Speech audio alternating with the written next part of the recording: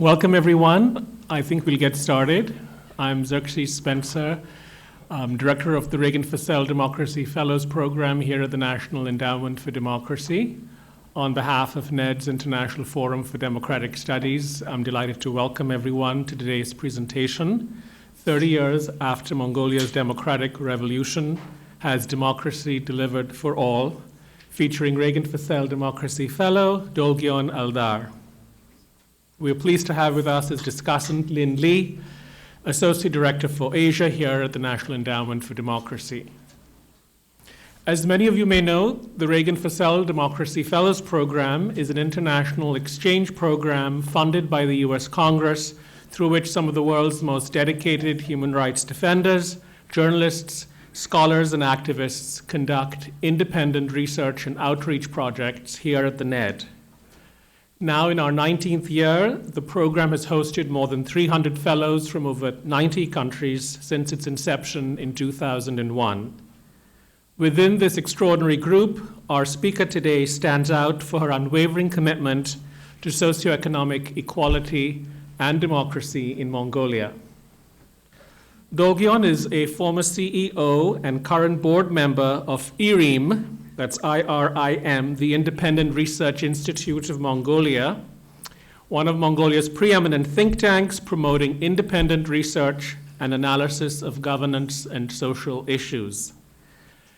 In the course of her fellowship at NED, she's been assessing the quality of democracy in Mongolia today, a pursuit that is especially appropriate given that this year, 2020, marks the 30th anniversary of Mongolia's democratic revolution. In the context of widening gaps between the rich and the poor in the country, Dolgion will seek to address the key question, has democracy delivered for all in Mongolia? And will offer her insights on ways to advance socioeconomic equality and deepen democracy in the country. Lynn is Associate Director for Asia here at the NED, where she oversees the grant portfolio for democracy and human rights programs in East Asia and Asia regional initiatives. She's been involved in programmatic and evaluation initiatives in the region for a number of years and has a wealth of experience working on the rule of law, civil society support, and labor rights. We'll now turn the floor over to Dolgion, who will speak for approximately 25 minutes, followed by Lynn, who will speak for about 10. For those of you on Twitter, you can follow this presentation and contribute to the conversation by using the hashtag NEDEvents, or by following the forum at Think Democracy and the Endowment at NEDemocracy. If you haven't already done so, please take a moment to silence your cell phones. And finally, let me take this opportunity to thank the many staff involved in setting up for today's event, especially Research Associate Laura Newmayer, who offered vital assistance in preparing for today's presentation. Thank you. Dolgion.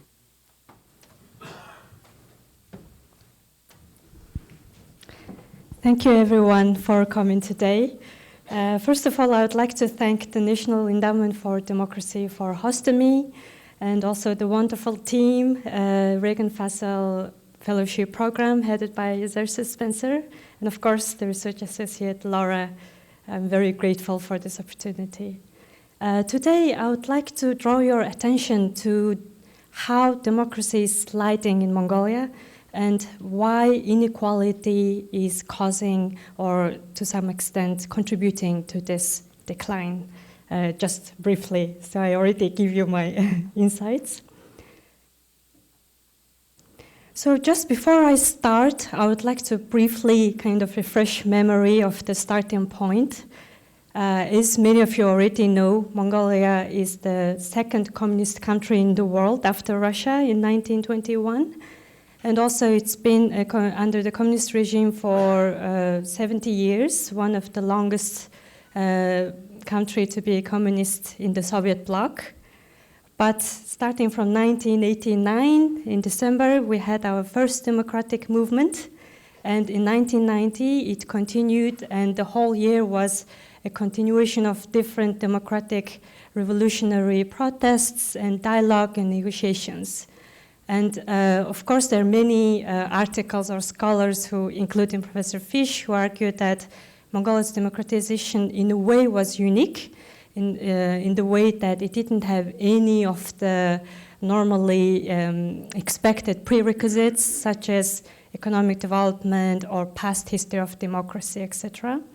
But at the same time, Mongolia also didn't have factors that could hinder democratization, such as high amount of natural resources, or one figure that's like a father figure or mother figure in the country, etc. So given this long history of communist regime, given this lack of prerequisites, somehow Mongolia made a successful democratic transition.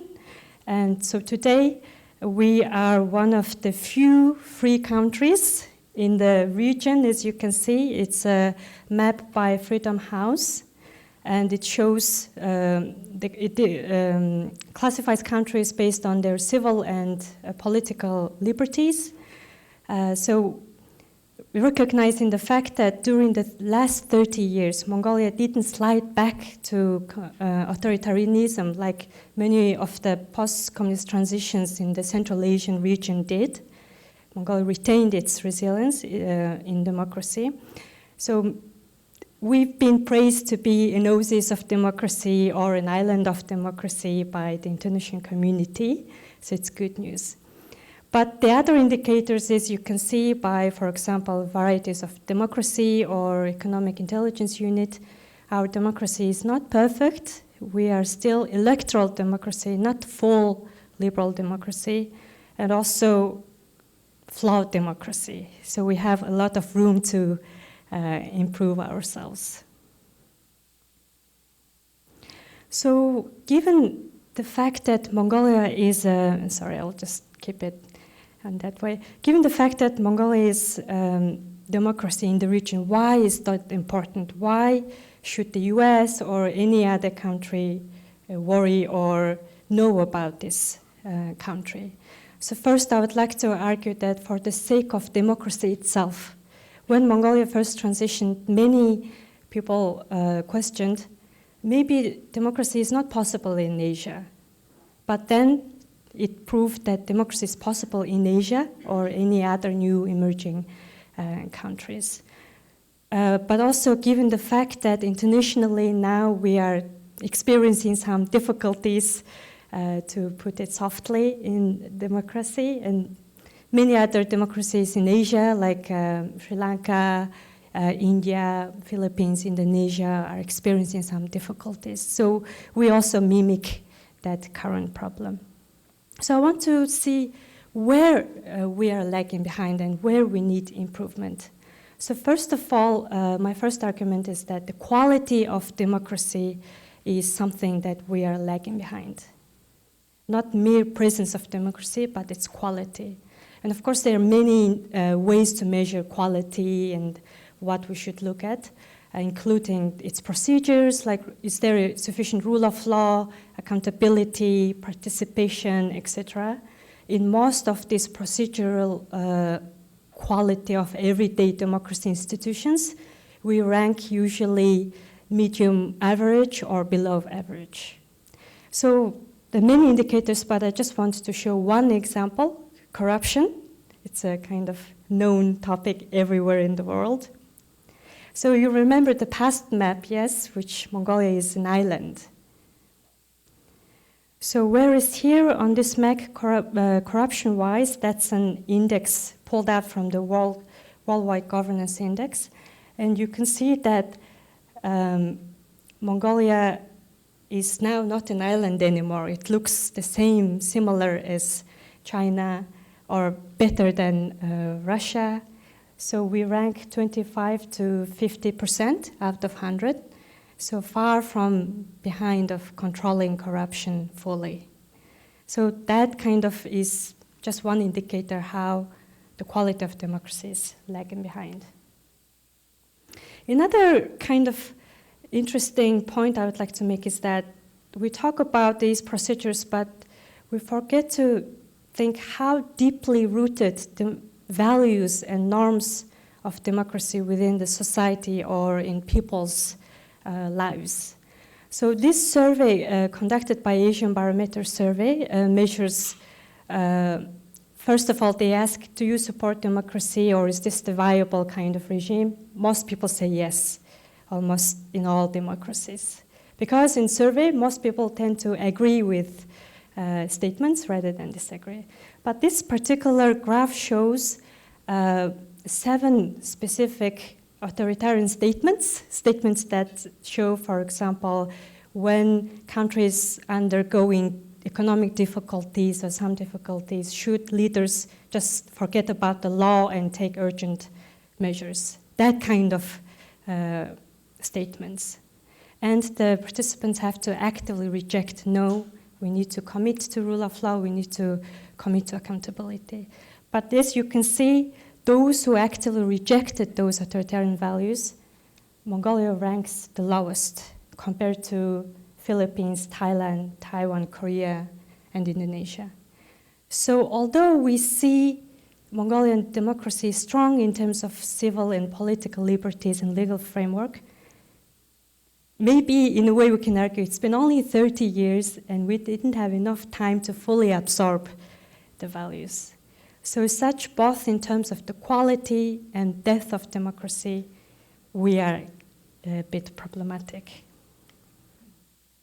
So why is that problematic? Because it gives way for the political elite or the powerful people to exploit that situation and to advance gradually and slowly undemocratic behavior and culture.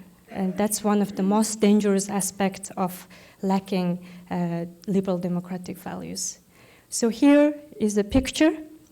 I put it forceful approach. So there are many events that happened in the last 20 years, I would say, start beginning from 2000, that are gradually shifting towards more authoritarian decline, I would say.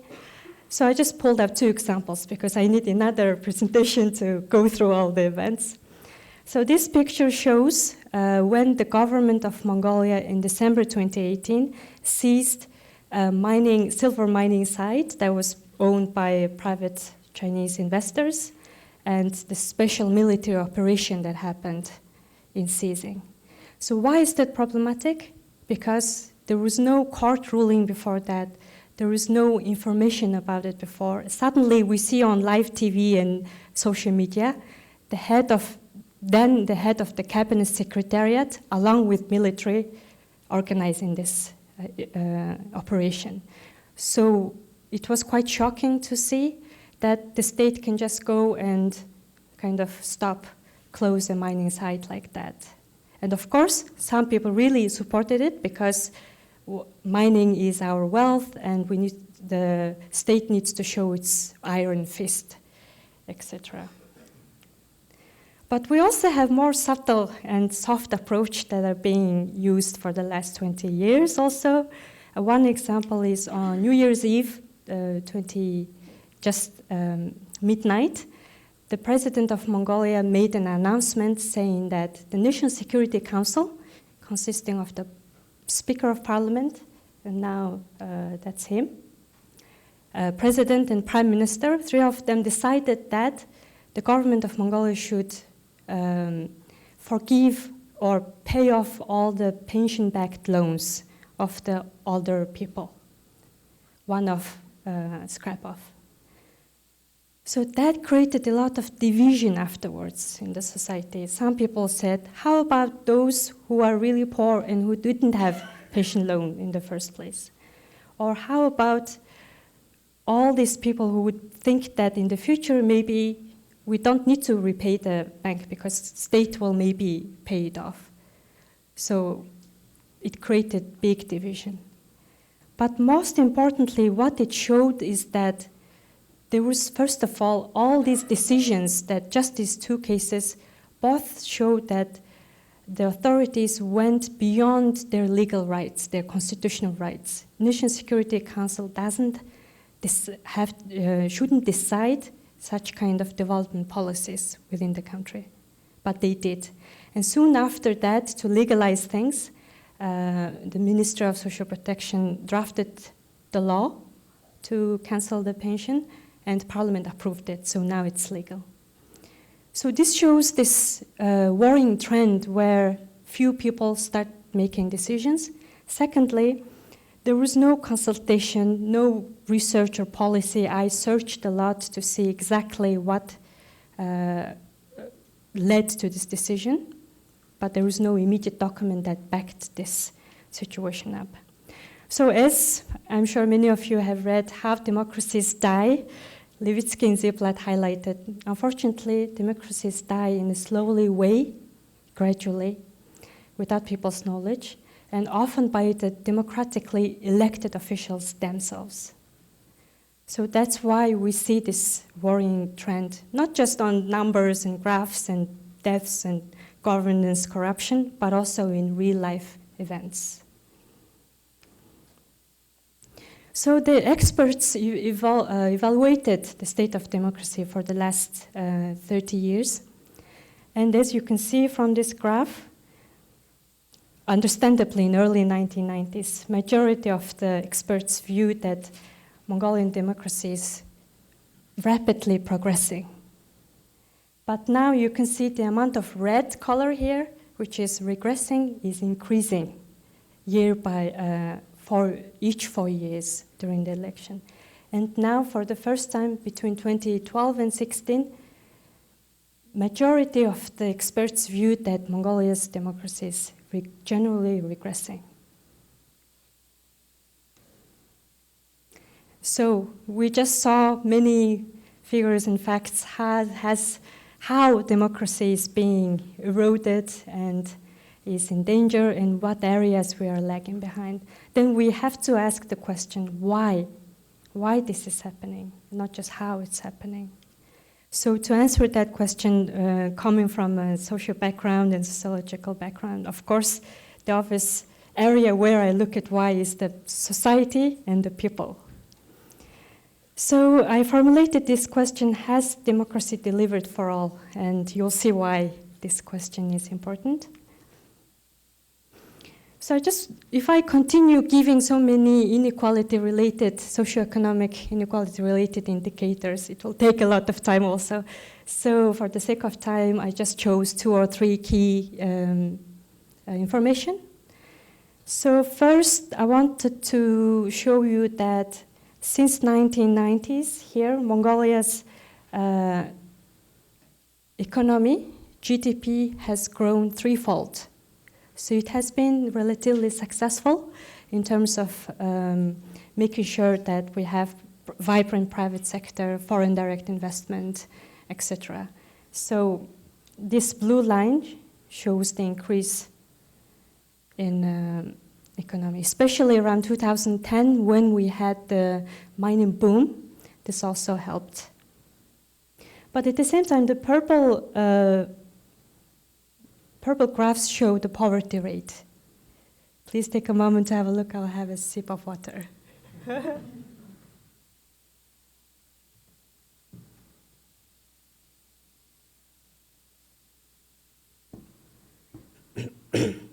So as you can see, the poverty rate hasn't declined as significantly as the GDP growth.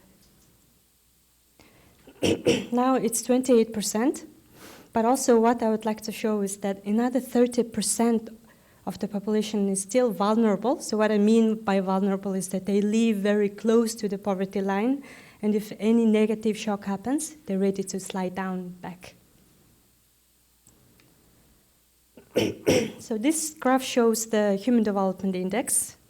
We can see in the last 30 years it has increased generally, so democracy is helping economically and also human development-wise.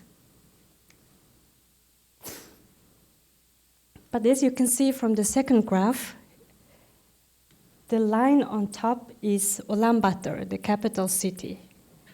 And this area, all this line, is all the other regions of Mongolia.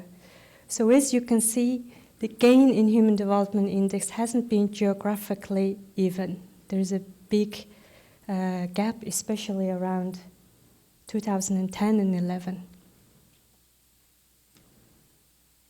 Also, the young people in Mongolia are benefiting disproportionately from development. Today, 65% of the unemployed people make up the young people, aged between 15 and 34 years old. Majority of them are dissatisfied with how things are going in the country, but only half of them participate in general elections, whereas those aged above 60, 97% of them go and vote. And only 3% have issued complaints. So it shows that there's a big gap in terms of civic engagement for the young people. So the next question is how democracy and inequality are related. Isn't it the fact that democracy is always reduce inequality? That's why we need democracy? Or does inequality hinder democracy? So, of course, we have to ask these questions. And I did some literature review using my time here. And unfortunately, the general kind of trend in the literatures tend to say that democracies don't always reduce inequality. But the bad news is that inequality almost often hinders democracy.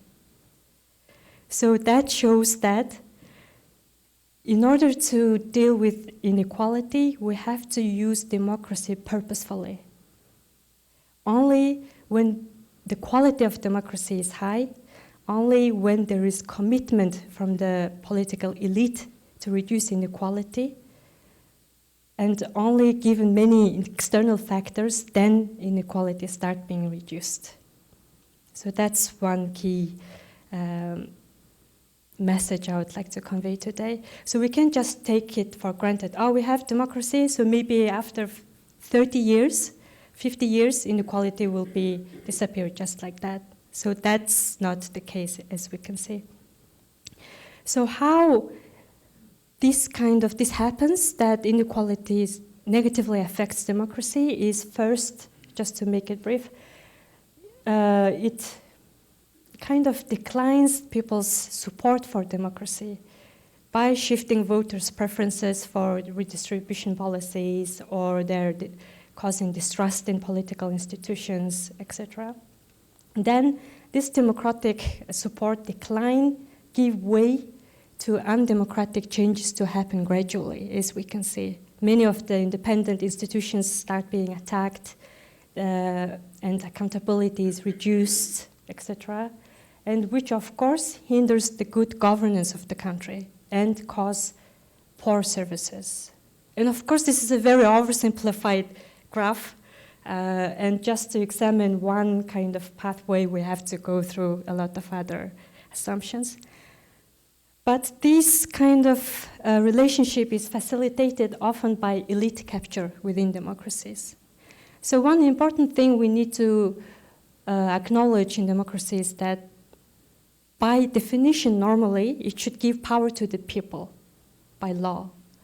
But the elite can always find ways to increase their power, de facto power, for example, through lobbying or by having more media influence, etc. So their de facto power is high. But also, this situation, the degree of how much inequality can hinder democracy depends, of course, on the international factors. If we have favorable international environment, maybe it can reduce. If unfavorable, like we find now, it worsens the situation. So as you can see, we're in this kind of vicious cycle that we have to break one of the cycle points. So this poster has been circulated through social media for the last 2 years quite a lot. So it's written in Mongolian, so it's hard to know what it means. So if I bring the translation, you can see #democracy. And on the left-hand side, you see people living in urban slums with pollution, lack of access to services, etc. And they call it voters in democracy. And on the right-hand side, we see people playing polo and swimming pool, etc. And they are called the Democrats. So I was also asking, who made this poster and went through this time and circulated it is another question. But it kind of explicitly tried to say a message that democracy didn't help the people, and the Democrats are now benefiting are the only ones who are benefiting from democracy. Also, not just a single poster, but also survey by the same Asian Barometer survey conducted in the last 4 or 5 waves show which one is important for the people, reducing inequality or protecting political rights. So as you can see, those who say reducing inequality is more important make up 70% of the total population, and only 6% said both need to be protected. So this is what public is trying to say. That's their priority. And we see this frustration, which is not being translated into effective policies and governance. So one of the results we see is the huge decline in public trust in Mongolian leadership, especially at the national level. So you can see from this graph that this yellow one is trust in parliament. So as of today, only 13% of the people said they trust in parliament. Whereas trust in president, which is also elected directly by the people, remain relatively high at 44%. It decreased, but it is still high. An interesting thing is that starting from 2017, with the current president Batulga, the rating increased again. There's a renewed trust in presidency, which signal also another difficult message that now there's a growing dialogue whether Mongolia should choose presidential system or not. One of the earlier choice we made in early 1990s was semi-presidential with strong parliament, which was a distinguishing factor from all of the other Central Asian countries. So this is another warning situation. But also as social scientists, I want to argue that we don't just need to, it's not sufficient to look only in trust in political institutions, but also look at what's going on in social relations within the country. And we see that social relations-wise, we still heavily rely on kinship, on family, and immediate kind of circles. And trust in strangers or people different than yourselves is still very low. And it's measured by other things, cooperation and etc.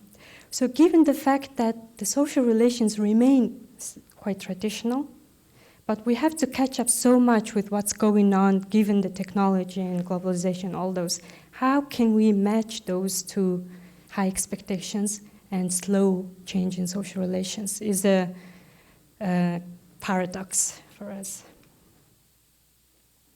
And earlier in the graph, I showed the external factors. And another bad news is that, of course, we know, for instance, the US foreign policy is kind of energy or enthusiasm about democracy has declined since 1990s.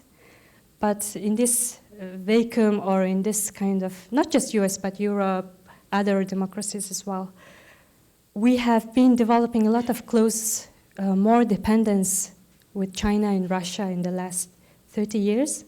And especially lately, there's more proposals if Mongolia should join Shanghai Cooperation Organization. There were a lot of dialogue about that. Special research is being commissioned now. We're economically highly dependent on China, especially foreign debt-wise, highly dependent. And China still sanctions Mongolia every time Dalai Lama comes to Mongolia. Last time it was in 2016, China imposed trade sanctions on Mongolia. So this is what's going on to do with democracy. But I would like to say that it's not a lost or unbreakable cycle that's going on. There is a lot of hope. And just to show very briefly a few examples, Mongolian civil society is still very active despite this unfavorable situation. And you can see here the student movement, We Will Not Forgive movement that was created after the big corruption scandals all over the world. And this is leaders advancing democracy. Young, vibrant leaders from different sectors have collectively addressing the issues of democracy. The white ballot movement, the youth also led movement, which proved that people still have choice and we could still impact how elections are conducted. Community groups, a group of herders in north of Mongolia successfully gathered together and tried to say no for gold mining that was going to open exploration license. They blocked it. And a coalition called Oha, which means let's go in English, now trying to promote youth participation in election and encourage young people to run for politics themselves, not just stay outside of politics. And of course, we have independent think tank and independent media still existing. And the main point is that they're all national, locally driven. They're driven by the young people themselves. And not just movements in one-off events, but they're institutionalized and they found their business models and operating as normally and taking advantage of latest technological advances. So using these entry points and civil society, we need to support them if we want to address the issue of this declining democracy.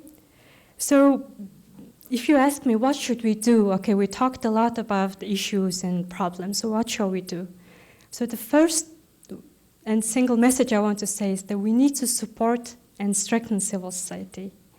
Why civil society? Because we see that the power is being more and more concentrated with the government. But now this power needs to be rebalanced with the help of civil society. That's why I would say civil society is the key entry point. And there are many things we can do, but the key ones I want to highlight is these three key pillars, three areas. First, we need to address the quality of democracy, but especially in the domain of accountability and youth participation. Second area we need to look at is depth of democracy. So we should never take for granted the civil and political rights we have now and kind of refresh it and re-energize or increase civic education in that domain. When I was a student, I used to teach at secondary school civic education history class. And I was surprised by the curriculum. It's heavily relying on national identity. So how to grow a Mongolian citizen was the focus of civic education, whereas such things as global citizenship, civil rights were mentioned, but not given as strong emphasis as the national identity. So we need to change that, also give equal balance to civic education. And of course, in the long term, we need to address socioeconomic equality by first raising awareness among the middle and especially upper class of this current issue, and also implement short and mid-term policies that reduce such inequality. And here I have a few slides going more in detail, but I think we can discuss it during the Q&A section. And I would like to finish my presentation by saying that if democracy is not purposefully used, then the cycle that we saw will persist. And if inequality persists, democracy risks erosion. Thank you.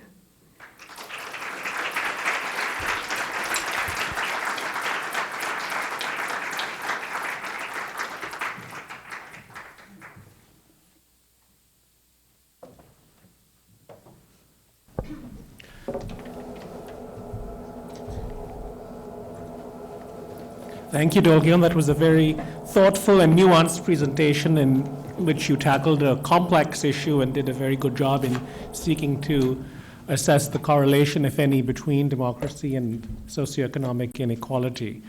Let us turn now to Lynn, who has some reflections and observations of her own. Thank you. I just want to sort of put out this caveat that the National Endowment for Democracy actually doesn't have a Mongolia program, but we have been engaging with Mongolia as a democracy partner and more proactively between 2013 and 17. And I also want to sort of mention that despite that NED doesn't work in Mongolia, we have International Republican Institute, one of our core institutes, who's been very active on supporting democracy and civil society in Mongolia. So my reflection today for the next few minutes is really sort of based on my 4 years of Mongolian engagement on democratic partnership building and sort of reflecting on Dolgion's presentation. So if we could sort of turn back time to 2013 when Mongolia was the chairman or chair of the Community of Democracies. This is around the time where the Mongolian political leadership really wanted to position itself as either the oasis island or the beacon of democracy. And their argument at that time was that Mongolia's democratic transition really is unique in a sense that it didn't shed any blood. The transition was smooth and successful, but at the same time, it is sandwiched between two very big authoritarian countries that could potentially influence Mongolia. So their foreign policy or national security strategy was to really stand out and be a champion for democracy in the region so that instead of being influenced by these two countries, their neighboring countries, they wanted to be the beacon. So they wanted to sort of influence their neighboring countries on the liberal values and norms that Mongolians embraced. So that was sort of 2019, and Carl Gershman, the president of NED, and I went to Mongolia several times to sort of engage Mongolia in a very constructive way. And Mongolia was very interested in the idea of sort of being a democracy support partner, and they were particularly interested in Central Asia and Southeast Asia. Burmese and Indonesians went to Mongolia on a regular basis just to better understand the transition. North Koreans went to Mongolia and kept asking these Mongolian partners how they were able to make that transition without shedding any blood. So it was sort of becoming a very a promising partner for us. But as Dolgion mentioned, at the same time, the Mongolian political leadership was pushing for this international role that Mongolia could play. They were beginning to have more problems on the socioeconomic front. And by the time I visited, by the last time I visited Mongolia in 2017, I think the people below the poverty line has gone, the number of the people under poverty line has gone up. And there was already a lot of discontent about the inequality that was becoming much more visible and obvious in the Mongolian society. So that was sort of around the time when our civil society and independent media and think tank partners began to sort of reflect on their track record as a democracy support or civil society organizations of promoting these values. They were beginning to wonder what possibly have gone wrong or what they could do things a little bit differently because the increasing inequality was very concerning to them. And as Dolgion mentioned in the presentation, corruption and the more consolidation of power in the presidential office was also becoming an issue. So in 2017, the last conversation I had with the civil society partners in Mongolia was that they wanted to have some time of introspection and reflection before they could sort of move on with what they wanted to focus on and how they want to reposition Mongolia in the international platform. And so since then, I haven't really been following Mongolia very closely until Dolgion came as our fellow, and we've been engaging in a number of conversations. And I have to say, I am still hopeful that Mongolia can still play that role of being a beacon in the region. If China and Russia are the reason, or some of the external factors for creating this inequality or or discontent in the country, I think that same reason can be used for Mongolians to really step up in embracing these norms and values and share that culture with their neighboring countries as well as others in the region who are sort of thinking about how to fight for their economic rights as well as the political rights. So that's sort of the international, the platform. I guess I have one more thing. I think Mongolia, as Dolgion said, is a very interesting case because it's a non-Western country that decided to become a democracy without any particular pressure from other countries. So, and then despite the struggle that Mongolia is going through as a democracy, as you highlighted, it's still very resilient. And you still have civil society movement that is sort of engaging the youth and more independent media to think more critically about what needs to be done to reform and whatnot. So I think Mongolia can set an excellent example as a non-Western democracy and show the resilience and the people's will and commitment to these norms and values to those who want to counter that democratic norms and values are not compatible in Asia. So in that sense, I think Mongolia has an important role to play. But Dolgion's presentation also sort of got me to think about a couple of issues. I've heard from several countries in Asia that we're working in that democracy has failed to deliver. And I always sort of wonder what they mean by democracy has failed to deliver. And Dolgion talked about the quality of democracy. But I think a lot of times when people say democracy has failed to deliver, like we really need to look into what they were expecting, what their expectations were of democracy and how their expectations are not met, and then the causes or the reasons for those expectations are not met. And then I think through civic education or civil society engagement or citizen engagement, I think these issues can be discussed publicly and addressed. But the other part also is the graduation part. So Dolgion sort of didn't mention this during the presentation, but in our previous conversations, we talked about has the international community or the Western donors graduated.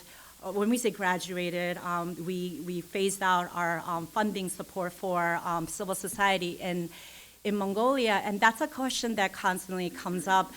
We have a number of countries such as Thailand, the Philippines, Sri Lanka, Bangladesh, and Cambodia, whose civil society organizations are telling us that the Western countries, or not just the Western countries, but democracy support organizations left before they're able to really own the agenda and establish the funding sustainability and have built the capacity to be able to just continue the work that they've been able to do.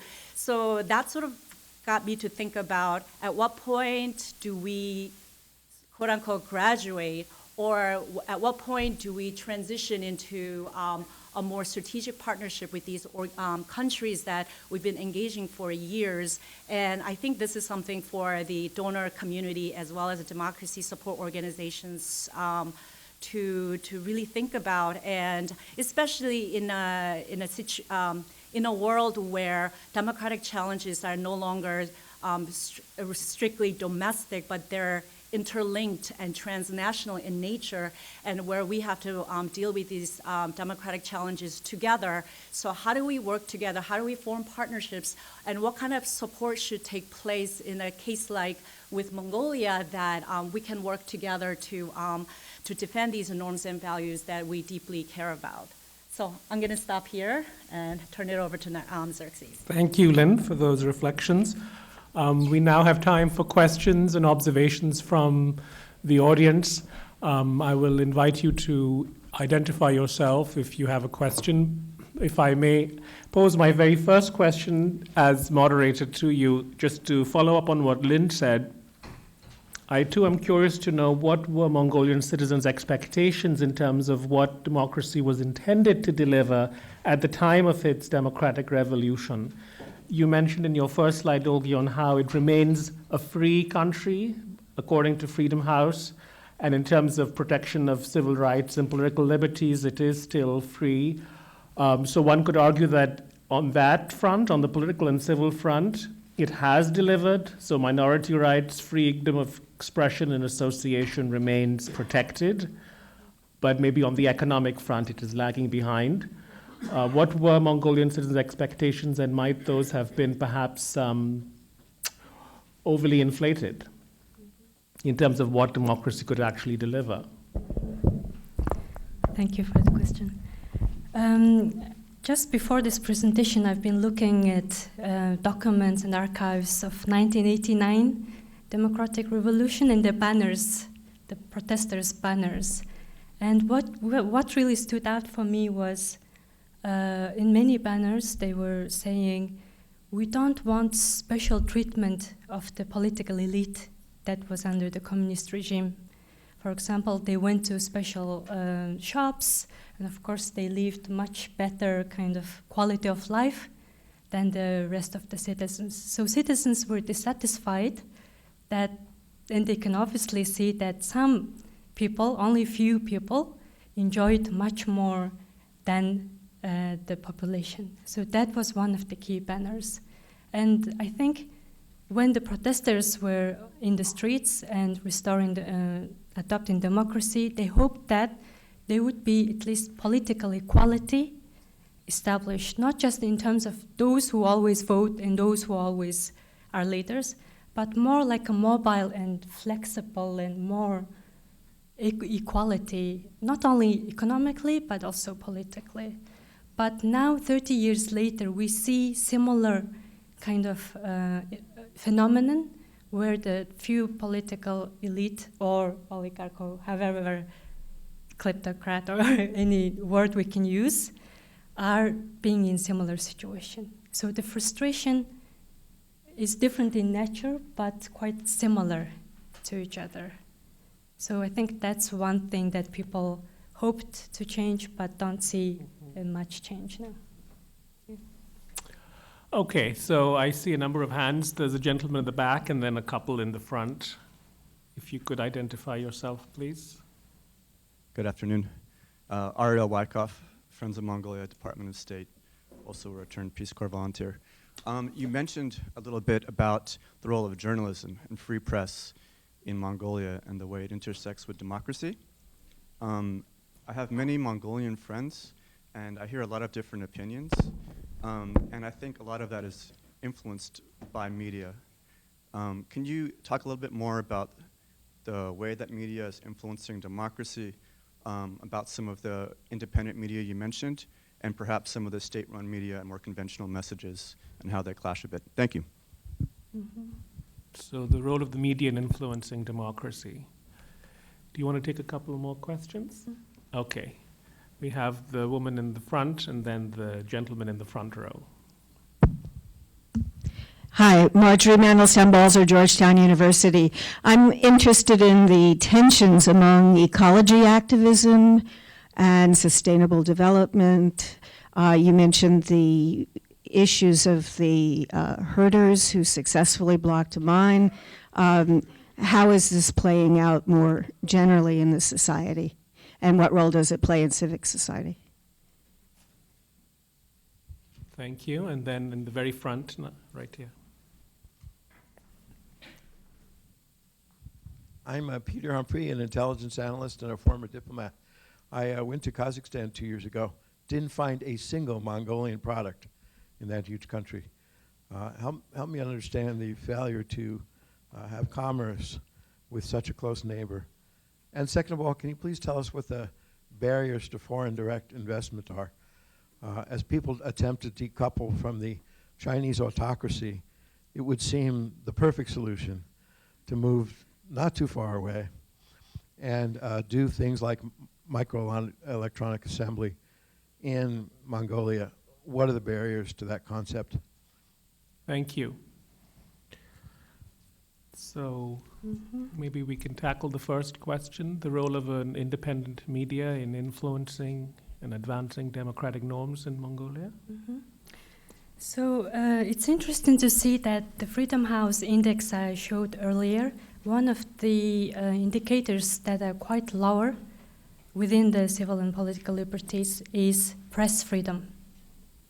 So in that sense, we are having a lot of trouble because most of the media beneficial ownership is not open. And recently there were efforts to disclose the beneficial ownership information. And most of this media is owned by political and business people as well. So the space for independent media was quite small at times.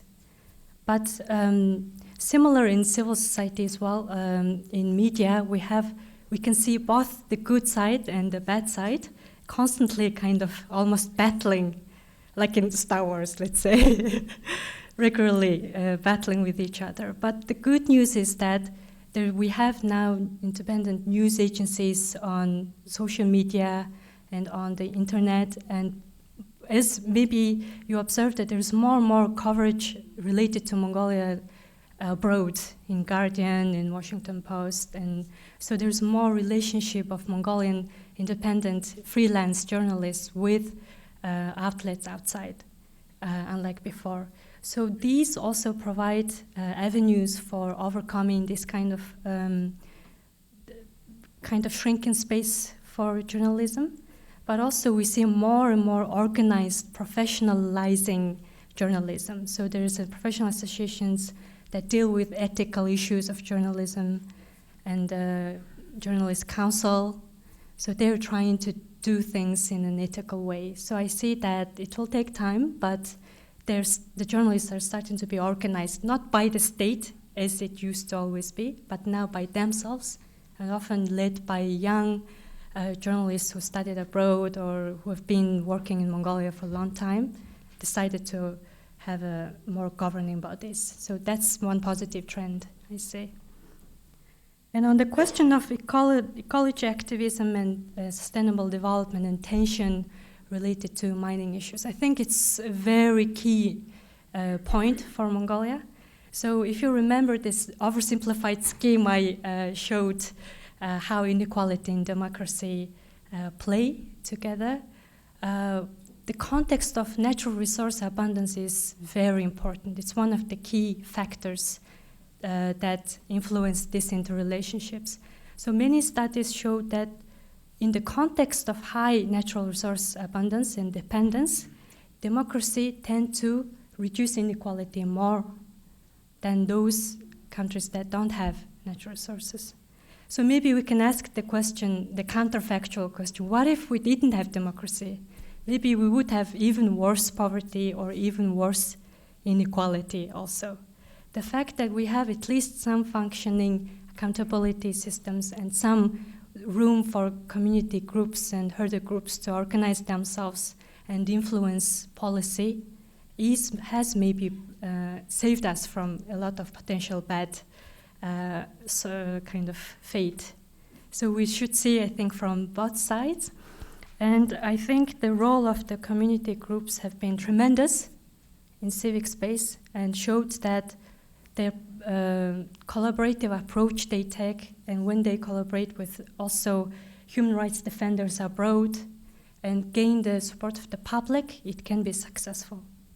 But also, of course, just like in the case of journalism, we see bad ecology activists, of course, those who employ a lot of ultra-nationalist approach and attacking selectively only certain mining sites, which often tend to be Chinese-owned mining sites, and demand measures that are extra-legal, or close it, seize it, or these kind of activities. So that's where the fine line lies. So we shouldn't condemn community groups for organizing, but also we shouldn't support those who are kind of calling for ultra-nationalist or xenophobic messages.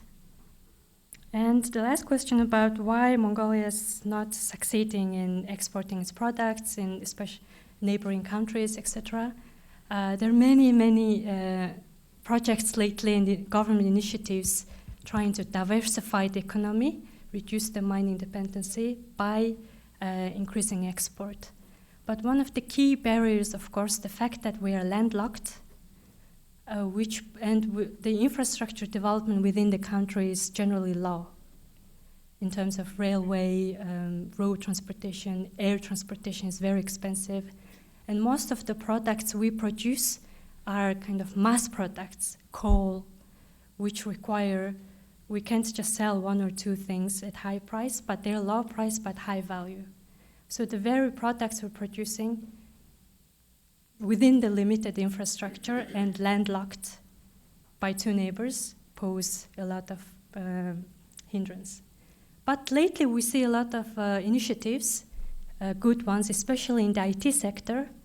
So I know a few Mongolian IT companies who are now working in Myanmar, Philippines, exporting their products. And this doesn't cost infrastructure cost, so it's a very valuable idea, and we see increased Kashmiri and value-added products. And there have been some attempts to also have responsible mining, a kind of gold mining as well, using not just exporting the raw gold, but also making products out of it. So these kind of initiatives we see, and the government keep trying to diversify the economy. Yeah, thank you.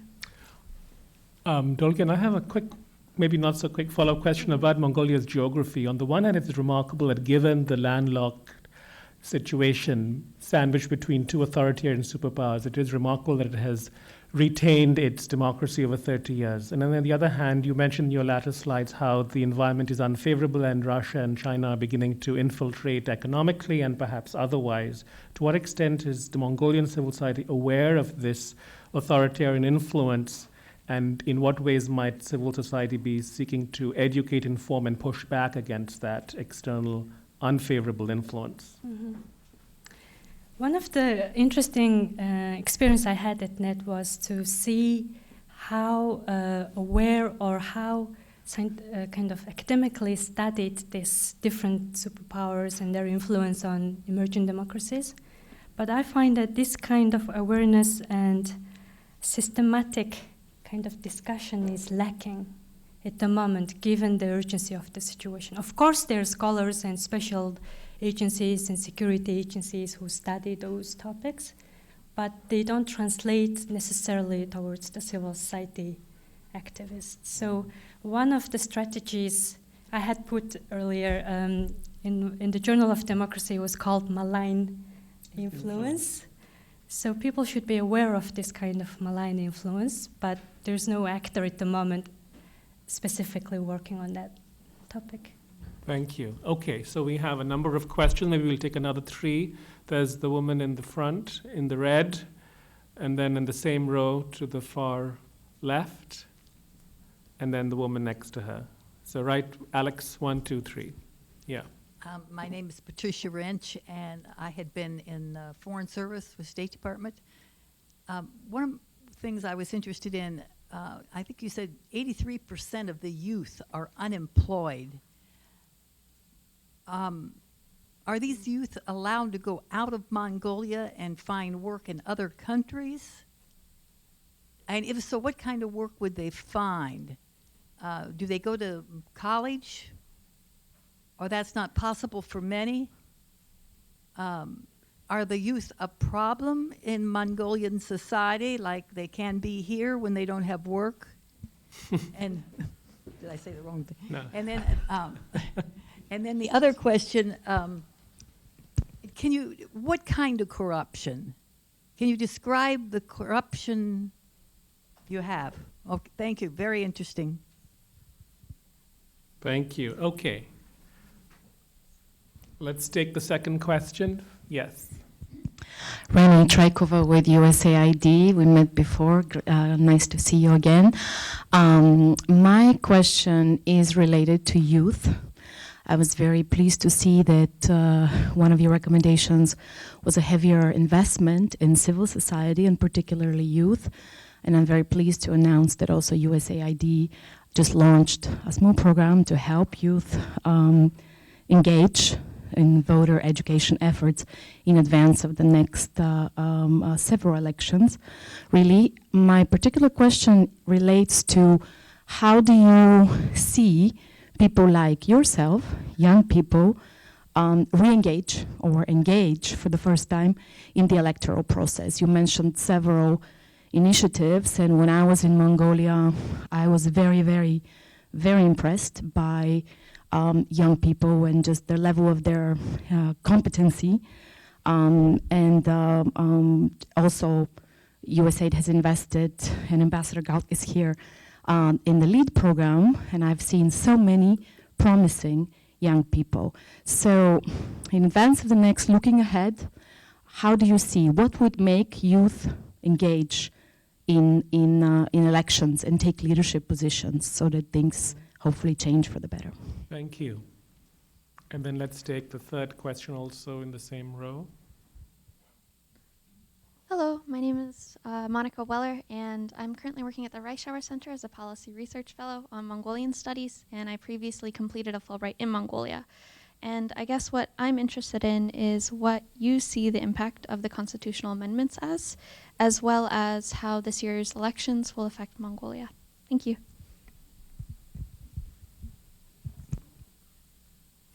Thank you. Okay, so shall we begin with Patricia's question about youth unemployment? Yes, so I think the slide was maybe not very clear to understand. 83% of the young people were dissatisfied with the existing economic and political situation. But of the unemployed, registered unemployed people, 63% are young people. So it doesn't mean 63% of all the young people are unemployed. So the number is not that high as it sounds. And in terms of the opportunity to leave the country and study abroad, there is possibility, and there are a lot of, luckily, programs like Fulbright program, Chevening scholarship, Japanese scholarship, etc., that really help students from Mongolia to study abroad and come back. Australia also is one of the big countries that host Mongolian scholars. I'm one of the beneficiaries of the Chevening scholarship in 2010. So we see that this kind of partnership is very important, bilateral partnerships and opportunity for them to study abroad. And also, a lot of Mongolian young people study abroad and also work abroad. So there's debated question about whether they should come back, if they're not patriotic enough, if they stay abroad, etc. But most of the time, we think that it's good if people study abroad and bring new ideas and skills back to the country, because they always have connections. Minimum, they provide remittance to the country, so it always helps. But if, of course, this situation and high level of frustration continues, it's dangerous and we can't take things for granted. So that's why one of the key messages today, the tipping point, comes here. So it's on the verge where some young people who have returned are on the brink of making decisions. Maybe we should go back to where we were studying or living. Of course, those who have opportunities. So that's risky. And she was wondering about if you could give us examples of corruption in Mongolia. Mm-hmm. Yes, we have all kinds of corruption, all levels, starting from petty corruption, where people bribe to receive social services. The highest one, according to the latest Asia Foundation study, was to receive medical services in health services. Small kind of bribing was very high. But then from there to medium and grand corruption, to offshore and all the kleptocratic international global one. So we have the full scale of corruption, unfortunately. And there are we have an anti-corruption agency, independent agency, and my institute, IREAM, we work with them a lot to train civil servants, and we monitor government activities based on transparency level. So we see generally people's awareness towards corruption increasing, because compared to early 1990s, we see that people flagging corruption is the number one issue that we need to tackle is increasing. So although Transparency International's corruption perception index seem to be increasing and alarming, on the other hand, it's a good sign because people are becoming more aware that, oh, I have given a cost or money that I shouldn't have paid for receiving this. So this person is dissatisfied. So awareness is there. So now the next question is, how do we reduce those bureaucracy and different barriers, and especially at the grand level?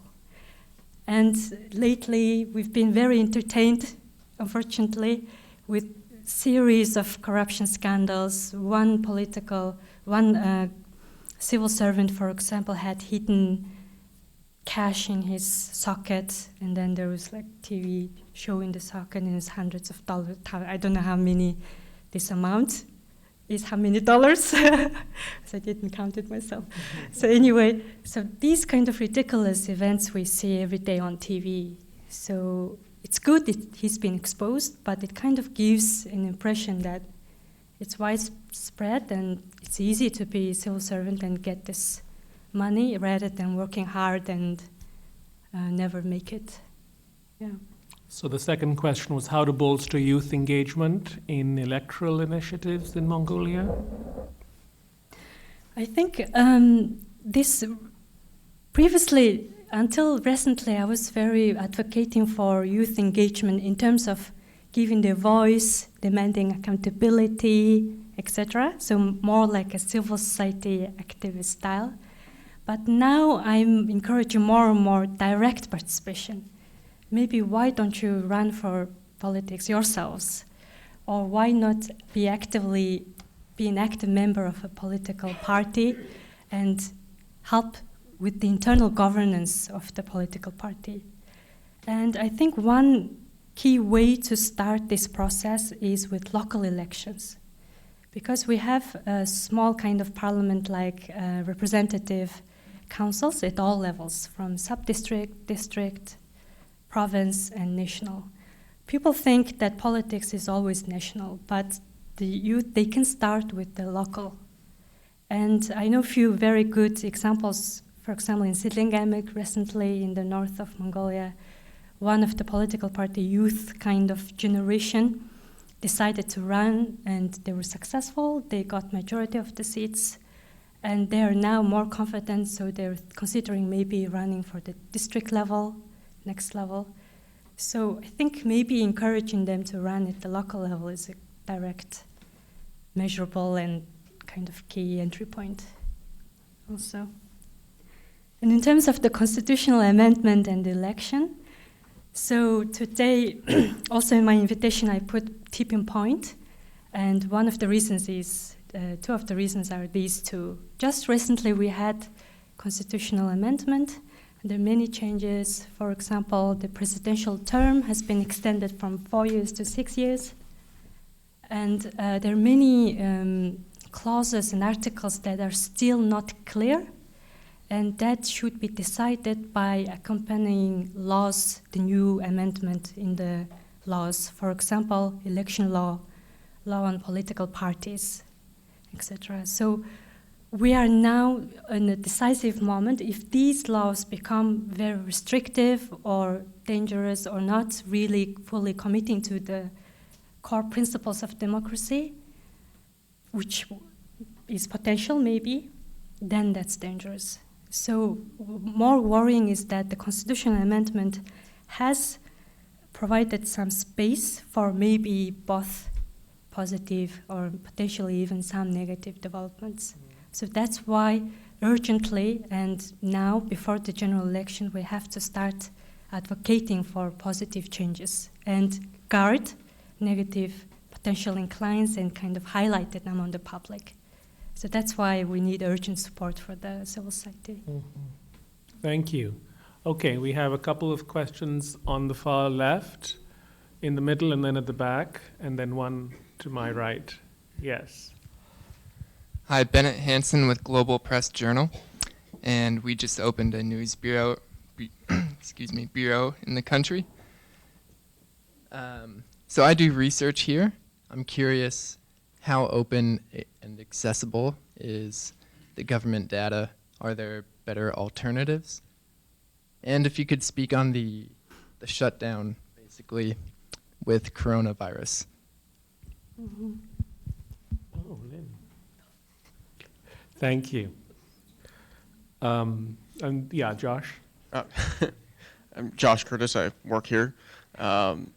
So I noticed in the graph of GDP versus the poverty level that it looked like the poverty level and GDP kind of tracked closely, that as GDP was growing, poverty was declining until about 2011-13. And then GDP started growing again, but poverty levels continued. They started increasing. Was there some event of relevance, maybe related to increased corruption or something, that hasn't been fixed since then at that moment? I think it'd be interesting. Thank you. And then to my right here, there is a question in the third row.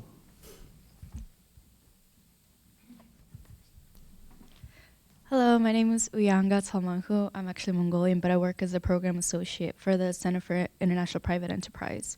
I work on their Asia team. And I think one of the topics of your presentation was inequality. And when I think of inequality in Ulaanbaatar or Mongolia, the first thing that comes into my mind are the Ger districts. The Ger districts are a huge symbol or representative of socioeconomic inequality in Mongolia, and is also a source of the air pollution problem that is really prevalent in the city. And this question is in regard to your personal opinion. What do you think would be an effective solution to decreasing inequality in the Ger districts and the rest of the city or the country? And what kind of policy or just propositions would you give if it were up to you? Thank you. So the first question had to do with how accessible and open is government data, and then shut down coronavirus. Thank you for the interesting questions. Yes, on one of the hopes of democracy resilience slides, because of limited time, I removed one of my very cherished slides. It was very hard to let go, on legal framework, legal environment. So Mongolia generally has quite positive and relatively well-established transparency-related laws, such as right to transparency and information, public hearing law, etc., and also allowing direct participation of people in budget formulation. We have law, development policy, planning law, which requires people's consultation and civil society consultation. So these were adopted thanks to our regular partnership with foreign, with external donors also. They have helped a lot to formulate these kind of good kind of governance policies. So as a result, data is relatively accessible. National Statistics Office is one of the best ranked organization in terms of data accessibility in the world. It's in English, and many of the, even the governance questions with trust came from the Statistics Office. So many of them are accessible. But of course, they don't go deep into topics. So institutions like ours, IRIM, we publish our report online in English and Mongolian. And there are also a few other research think tanks that specialize in economic topics or trade topics. So generally, yes, I would say it's not like in other very closed societies, but not like in the US or Europe where you have 50, 60 years of panel data you can just play with. So it's, in that sense, it's very limited. In terms of coronavirus, yes, we shut down the border, and school has been postponed until 2nd of March. Bars and public spaces are closed. So there's a total shutdown almost and within the country now. So it's, again, we have to understand that, and it was a similar situation during SARS, the earlier virus as well. The population-wise, we're not that high. So we tend to try to defend people from such kind of drastic events. But another criticism was that we lose people, much more people, every day on road accidents, air pollution, ongoing flu, lack of treatment, etc. So why government suddenly has become so worried about people's health and taking these measures, and why they haven't been addressing these ongoing problems that cause much more deaths? So again, it's a question whether there's some kind of political thing going on, or if the government is being too responsive to people's worry. It's hard to say. And because I'm not an epidemiologist, someone who studies such kind of communicable diseases, I can't really say. Just to observe, we see these policy options.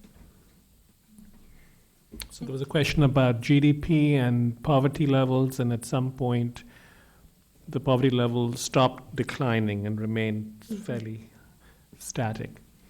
Yes, something drastic did happen in 2011.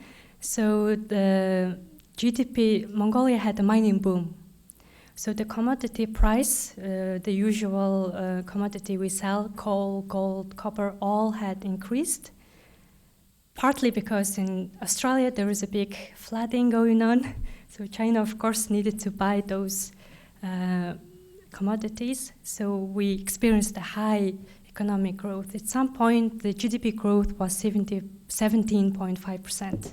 It was the fastest growing economy in the world for 1 year, unfortunately. And then in 2016, it went down, so negative shock. So during these years, the government social spending has increased massively, so it was quite an expansionary, which did help reducing inequality also. So it's hard to say because many people criticize our government keep distributing money and the social assistance is not targeted and populist, etc. But at the same time, of course, it can be improved, but there are evidence that these helped reducing poverty and preventing maybe further inequality. So we need to be very careful when talking about ineffectiveness of social spending and topics like that. And Gare district, it's a very interesting and key social problem in Mongolia. In my opinion, one of the reasons why it got to such a big problem we face now is that until 2010, the city of Ulaanbaatar didn't recognize Gare district as official part of Ulaanbaatar. So it pretty much left it, and it considered it as temporary settlement. Not in 2010, I forgot the actual date, but something quite late in 5 or 6, something like that. It left it for a long time without any infrastructure, without foreseeing the future migration, rural-urban migration. And now what we see is that only recently, around 2009, we start seeing more kind of attention. What should we do with Gare district? But it's considered as more like a problem rather than an opportunity. So even the approach, the question we ask, what should we do with Gare district? Should we remove it? Should we resettle everybody and put them in apartment blocks, etc.? So our approach is very wrong to start with, I think. So we have to start asking, there's a community there, there's a way of life there, how can we improve it without hindering their existence and dignity? So I think that's the approach we should take. And recently, there's so many studies on that, and most of them advise just improve the infrastructure and basic services there, like sanitation, waste management, education, transportation, etc. And many of the inequality, dissatisfaction come from there too also. People don't want too much, they just want basic public services. Thank you. I think we have time for just one more question, and that will go to the gentleman behind Laura before we wrap up. Thank you, Mr. Chairman. And if you could introduce yourself, please. My name is Sahab Mehnad, I was World Bank manager there for 6-7 years from 2001. And I've been back and forth for 20 years. And I just came back 2 weeks ago. And the big crisis there was really this pension forgiveness. And everybody was up in arms. The demonstrations out in the streets. And this just goes to show the issue of privatizing gains and socializing risks in terms of governance. Apart from that, my basic issue really is, and I would like to congratulate Dolgion on the presentation, because she's really gone to the heart of the issue of democracy and equality and whether it is delivered after 30 years. I was actually very optimistic when I left after 7 years of working there. But, looking back, over, 15 years, I feel a sense of disappointment in the sense that I would have expected Mongolia to have gone to the greater heights. At the end of at the heart of the problem, really, I think is really the institutional governance framework. The whole issue of elite capture, the whole issue of state capture, the whole issue of the institutional paralysis that is going on right now, and the way in which the governance and the apparatus of democracy, constitution, and everything is undermined. And the narrative is not a good one, as I see. So I'd like to ask Dolgion, as the new generation, if the past generation has captured, if the past generation has disappointed, what is your generation going to do about it? Thank you. Thank you. No pressure. Thank you so much for the question. I think these pictures I showed on the slides, it's just a kind of very small pool that I showed, but these kind of movements and youth kind of awareness that we can't just let kind of the corrupt people run again and expect them to suddenly change their mind and suddenly improve the situation is unrealistic. So I think now there's more and more demand for third party, a new generation of eligible candidates that run for politics. But also at the same time, because our population is so small, it feels like every single person counts in every single sector.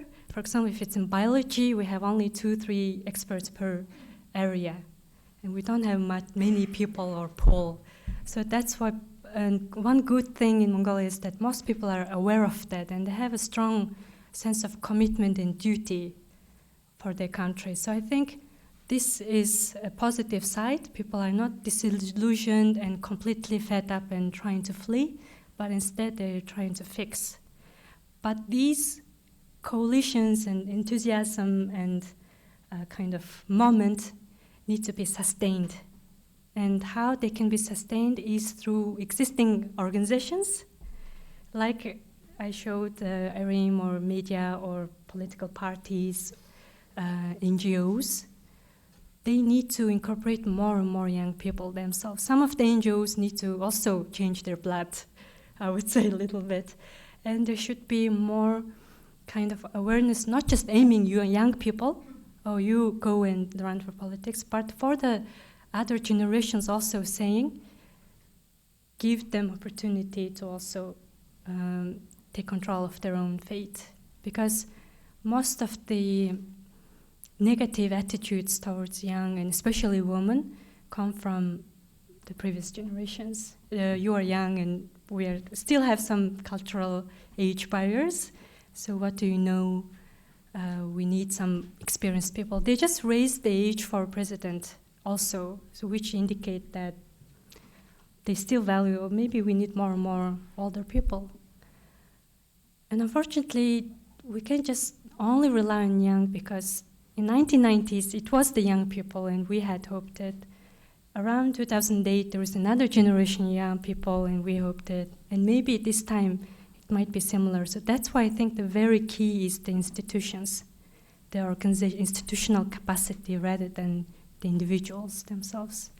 And I think many of the future work should focus on how to establish strong institutions that can bridge between generations and between different sectors and politics and civil spaces.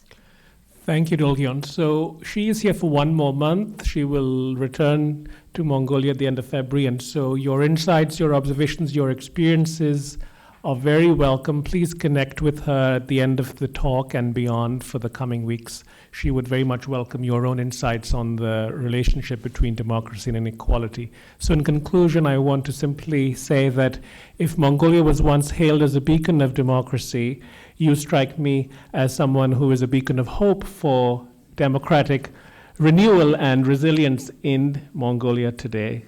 So thank you to Lynn, thank you to our audience, and especially thank you to Dolgion.